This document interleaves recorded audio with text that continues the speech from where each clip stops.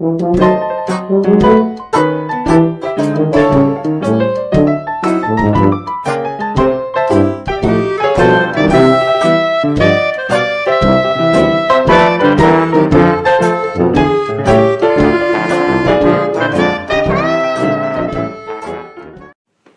everybody, it's Grandmama. Time for another story from a Hometown Scrapbook by Ben Weatherwax. Today's story, Circus Days. Hello there.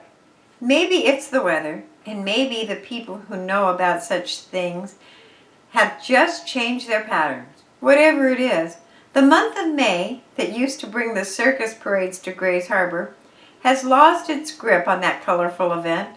The first circus came to Grays Harbor in May, and May was traditionally the month for elephants, the big top, and pink lemonade, back in the days that we find in our scrapbook. But although this month of May lists no big top attractions, discounting on one carnival, we'll take a look into the scrapbook tonight for the page that tells about the early coming of the circus to Grays Harbor. And when Dick has said a few words from our sponsor, we'll unwind a yarn that began way back in 1891, when the first circus came to town. All right, Dick, suppose you say a few words right here. Historically, it probably isn't important when the first circus came to Grays Harbor. It didn't change the map of the old place any, and except for its impact on the kids of the saltwater flats, most folks soon forgot it. But as an important milestone for the younger generation, which is now the pioneer generation of the harbor, we find it recorded in our scrapbook. 10 days before the first circus, the Aberdeen Herald, the editorial's voice of John J. Carney, pioneer newsman for the finest tradition, blared the news of its coming. And strangely enough, most of the residents of the harbor thought of the impending event more as an engineering problem than as an entertainment event, for the reason that no circus had ever ventured here before that was that to make it, part of the trip had to be by water. And before that year, which the railroad had petitioned, to what the sailors called Plank Island, the entire distance from Montesano down would have to be a nautical operation. But with the lines of the Northern Pacific now into South Aberdeen, it was possible to bring the circus down as far as that, with only the ferry crossing over the river to be made before the animals and wagons reached the sawdust streets of Aberdeen. McMahon's new United States shows was the billing of their appearance was scheduled for May 9, 1891. The advanced agent picked out a piece of tideland on the south side of Heron Street between I and Broadway, a block that today includes the Bijou Theater and a full book of commercial buildings. And it was liberally plastered with signs to tell of what would be expected at that location when the greatest show on earth came. The windows of the harbor's commercial establishments were then billed from Tahola to Westport to Montesano. The show billed such main features as Queen Jumbo, claimed to be the biggest animal known in history, and now this one you will have to take our word for because we have heard it bantered down through the years by so many generations that we thought it must be a mythological character, Jojo, the dog-faced boy. There it was, as big as life, in ringing black letters, Jojo's heralding coming, and it's listing him as having come all the way from Russia to amaze the people of America. This show, to quote the advertisers, was to be a hippodrome, a museum, a wild animal exposition, a grand free international horse fair, a city of tents, 100 times grander than ever before, a world of wonders, the best show on earth, nature's marvels, an apt artist, supremacy unrivaled, a grand jubilee occasion for all. Does it all sound familiar? It does to me. Yet it was just one short of 60 years since those were spoken forth from handbills on the rough board streets of Aberdeen. First buildings and beckoned people from all over the county to Aberdeen for May 8th. The circus arrived from Olympia early the morning of the 9th and unloaded its cars in South Aberdeen.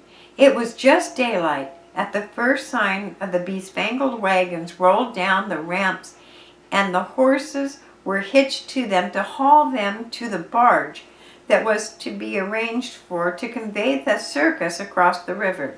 But before daylight, many of the harbor citizens were waiting at the South Aberdeen railway station for the first look at the town's first circus. And when the wagons and the elephants came off the scow on the Aberdeen side of the river, the streets were jammed with the younger generation. Yes, the older generation too, to catch a glimpse of it all. The mill had not yet started. They tooted their whistle at 7 o'clock when the first barge came over, and then more than one mill worker, sailor, and waterfront worker arranged things to catch a slant glance at the gilded wagons and animals.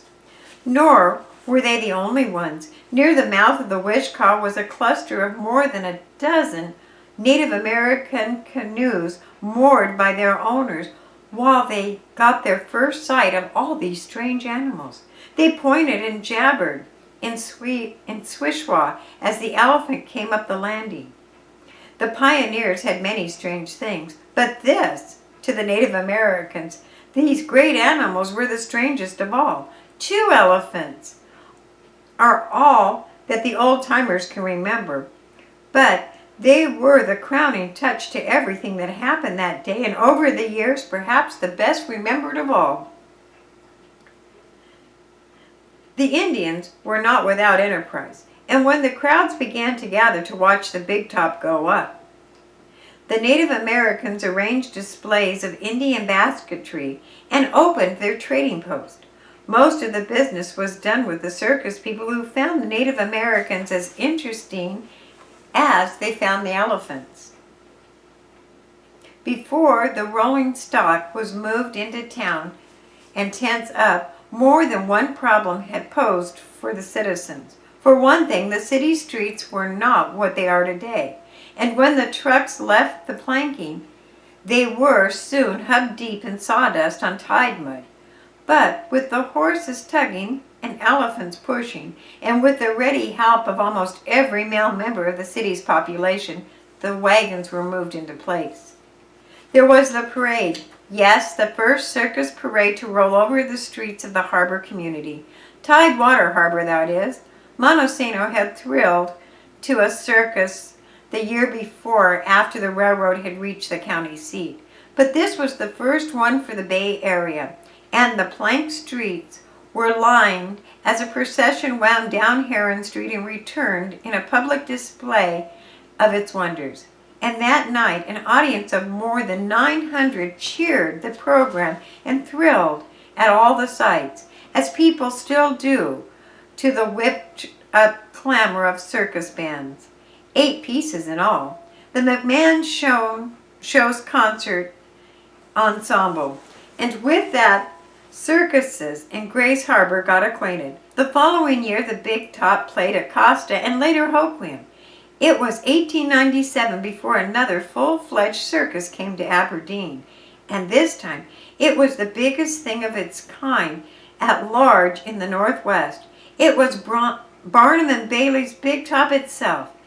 It had such features as a merry-go-round, a dog and pony show, 6 elephants, several hundred people to erect and operate the big show, and by the time the circus arrived, Aberdeen citizens had grabbed the initiative from Acosta and had built their own railroad spur into the town of Junction City. The railroad was in the East Aberdeen, but there were plank streets through most of the business section, and the city was crowding 3,000 people. The advance men for the circus went searching for high ground when they came to town, and the closest thing they could find was that surrounding the Alexander Young homestead in North Aberdeen. There were bridges across the Wishkah at Heron Street and North Aberdeen, and it was decided to move the big top out there. With some misgiving, Alexander Young permitted the use of his lands, including a portion of his orchard, and when the trains began to unload on East Wishkah Street and started their long trek out to North Aberdeen, the whole town was again out to watch. But this time, there were troubles by the hundreds. The wagons bogged down in the tide mud. They broke through the approach to North Aberdeen's bridge. The elephants pushed, the teams pulled in tandem, and the workers heaved, and loads of fresh planks were sent from some of the mills to repair the streets and to get the trucks through to their circus grounds. Still, it was nearly midday before everything was in place. A parade was scheduled, but the circus would send only the lightest equipment for fear of losing it in the mud of the East End streets. So the band marched, the monkeys rode, and plumed ladies astride spangled horses cantered down the planking of F and Heron streets and back up to the newly laid planks on Market. The clowns catered to the kids with their antics and atmosphere of circus, and it reached the highest peak in the harbor's young history when the calliope brought up the rear of the procession, tootling as the freshly logged hills and newly heard music in the notes. The whole harbor turned out for the affair. Riverboats brought the crowds and deposited them near the circus grounds on the banks of the Wishkah River, and the rest of the population walked, or the more affluent took a hack from the Aberdeen Livery and Transfer Company. The circus in 1891 had been very real to the residents of this frontier city, but the Barnum and Bailey in 1897 was the first big top feature that had all the trimmings, and with its carbide lights glaring brightly, it played until the crowds had had enough and trailed back over the sawdust-covered streets to the wooden city to the west.